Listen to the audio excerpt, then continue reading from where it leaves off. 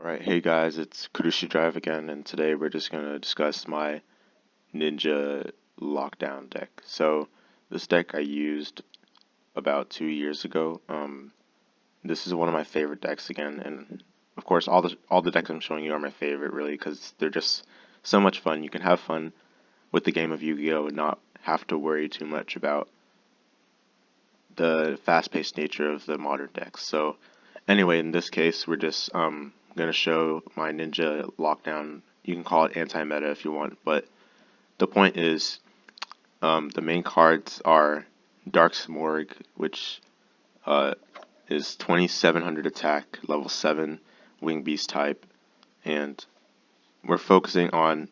It does have an effect where you can special it by banishing one Dark and one Wind, but we're mainly focusing on the last effect over here where it says your opponent cannot set any cards on the field. So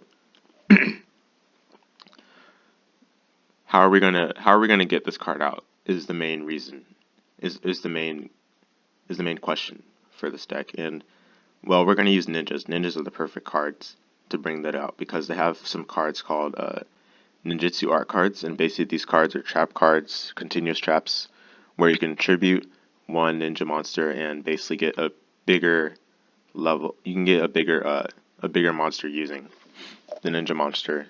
Most of the time, you summon a dragon type, you summon a wing beast type, you summon insect type, you summon beast type, sea serpent, dinosaur. The varieties are depending on what type of variant of ninjas you're running. In this case, we're running Ninja Lockdown, which is focused on anti-spell fragrance and Dark Simorgh energy. So we're just going to be using Ninjutsu Art of Transformation and Ninjutsu Art of Super Transformation. So we'll discuss the main cards as we go, but for now, you have the basic idea that we get anti-spell fragrance and we get Dark Simorgh, and we're gonna use Hanzo with Ninjutsu Art of Transformation over here to get that to work. So main cards, as I said, Dark Simorgh. You want to get it out as fast as possible to stop your opponent's game plan, really, because if they can't set any cards in the field, plus they must set spell cards before activating them, that means they basically can't play spell cards. And how do you lock down their traps? Same thing. You can't activate trap cards without setting them, unless of course you're using hand traps, but there's really only one deck that I can think off the top of my head that is able to activate hand traps in such a way. Anyway, the point is, you're able to basically prevent them from using spells and traps at all, and they have to strictly rely on monsters. And in most decks in this current meta, that will completely put them to an end. That will completely shut down the entire game plan. So, other cards we're gonna run. Of course, we're not just gonna run Dark Simorgh and Ninjutsu Art of Transformation. If those are the main cards, then you're probably gonna ask me, why are we running only 2 of each? Of course, with 3 anti-spell fragrance. We're also running White Dragon Ninja because this is one of the you can call it like a staple ninja. You could call it a staple ninja monster, as in like you run it in most ninja decks you play, because you're able to get it out easily with Ninjutsu Art of Super Transformation, which is a very strong card. It's probably one of the best continuous trap cards in the ninjutsu art set of continuous traps. So you target one face of ninja monster you control and one face of monster your opponent controls.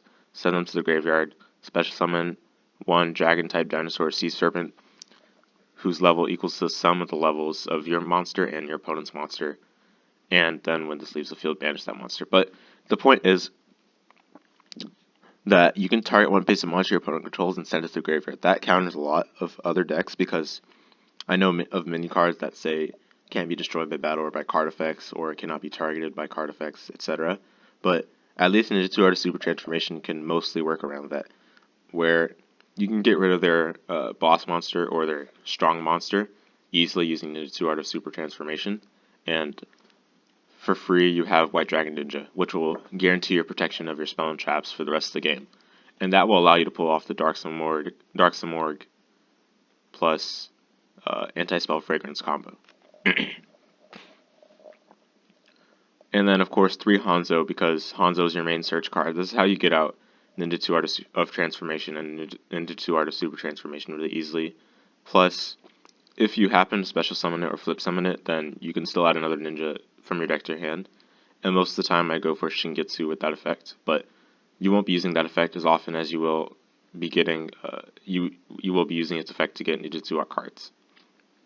And of course 3 Shingetsu because it further supports the lockdown of this deck by making sure your opponent cannot hit your White Dragon Ninja without hitting Shingetsu first.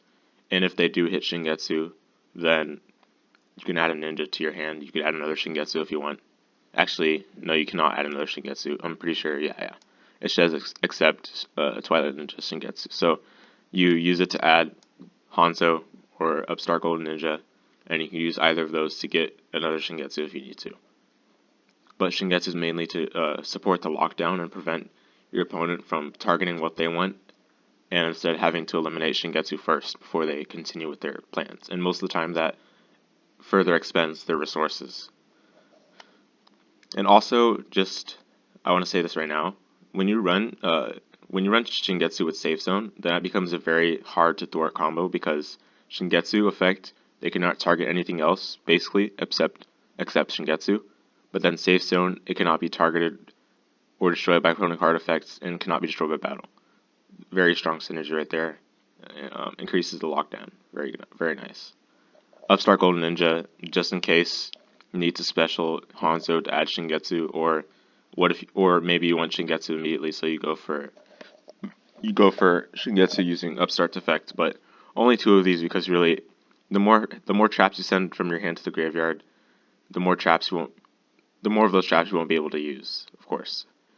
This can also be a nice way to get Xyz monsters on the field really fast, but because of the new link mechanics, which this deck is not updated to, but I tried to make this deck as current as possible, so of course DevPro does not have the link update yet, so once that update comes in, then I'll immediately add in the link monsters that we're running. But pretty much the reason I'm making this video is because this deck is still relevant, even with the new link mechanics. So with that said, we're going to go on to the next card, Ghost Ogre. This is just a staple right now, and this thwarts many opposing game plans in the meta, and it prevents your opponent from, it can possibly stop their long plays, their swarm plays, if they have any, or you can just simply get rid of a continuous spell or trap that's in the way.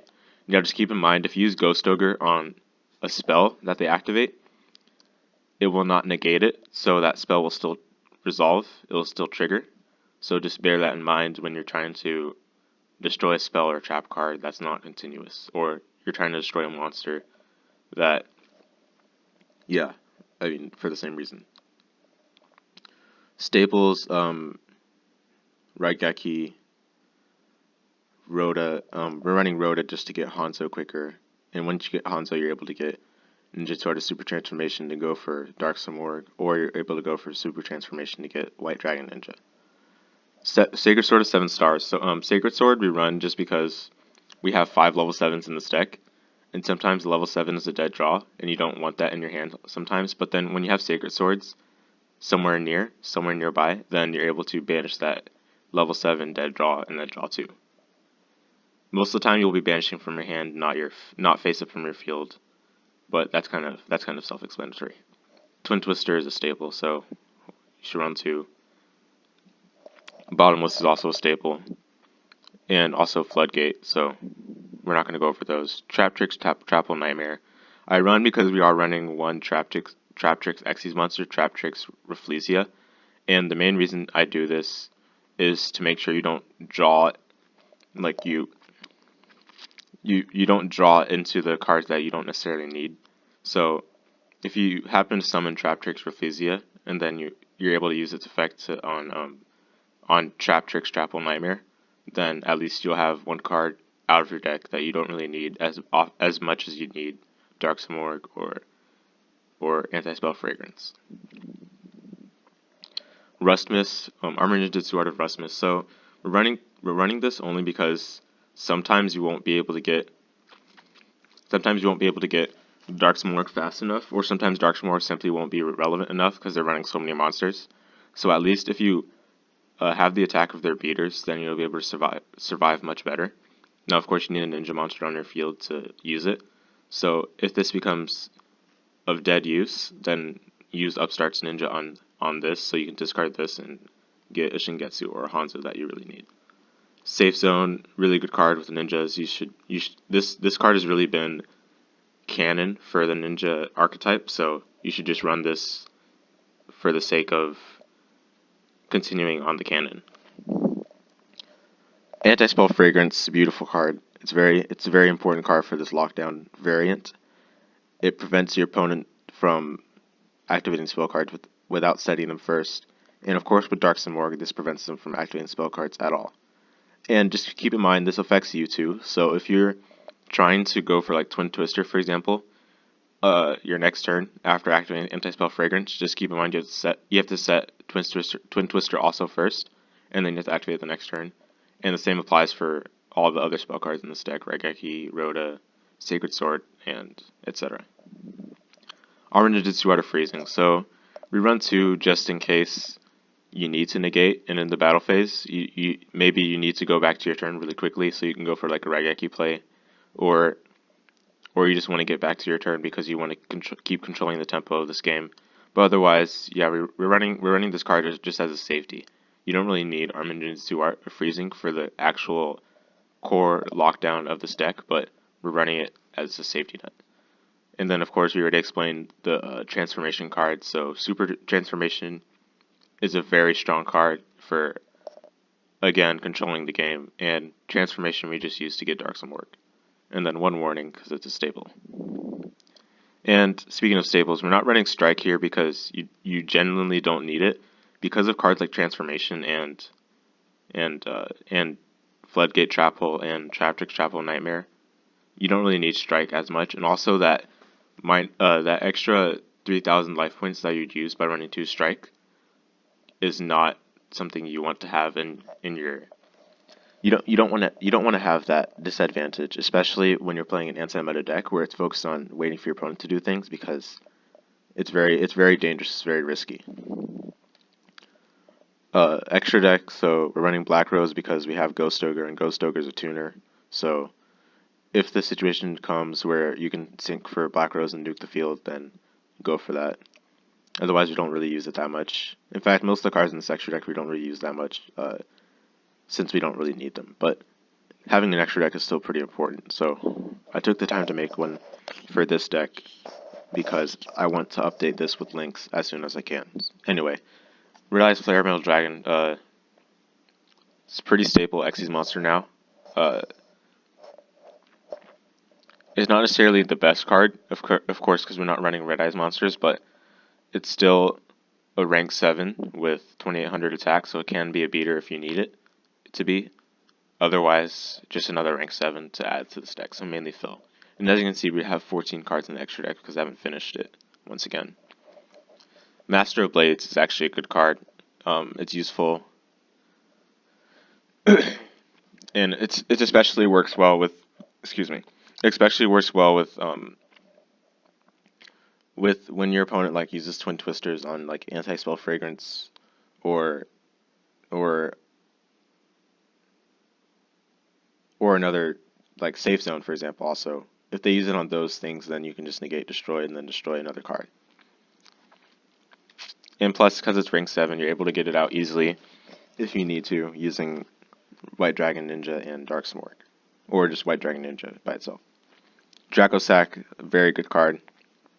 By itself, it can basically milk out a few turns and buy you time to continue to control the game, or later win the game easily with tempo. So Dracosac is very good. We should take advantage of the fact that we're running a lot of level 7s, so that's why we're running it in here. Big Eye, another good card. Generally, you want to use this when your opponent has another lockdown monster of their own, and you don't want that to get in your way, so you take control of it. And of course, it can't attack, but it doesn't really matter. So, Big Eye is very good to run. Kusanagi, yeah, negate traps is very nice. Now, the one problem I have with Kusanagi is that it takes 3 Xyz monsters to, it takes 3 monsters to Xyz summon it, and that can be very expensive at times. So just be careful if you need to go for Kusanagi. Just bear in mind that it takes 3 Xyz materials and not the standard 2. But it's still a decent card. Dark Rebellion Xyz Dragon. It's a very good card right now. It's basically a staple Xyz monster. For simple beatdown and for winning the game. Cairn, I still don't know how to pronounce this card, but I just call it Anti-Luminescent Knight because I know how to pronounce that part at least.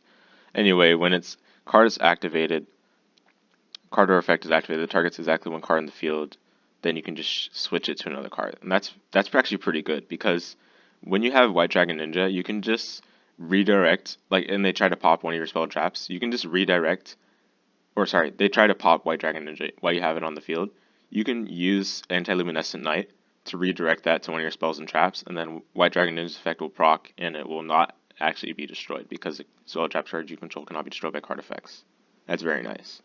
And I won't go over the rest of the cards just because I feel like there's no need to do it. But anyway, thanks for watching, and I hope you continue to enjoy my videos. Thanks.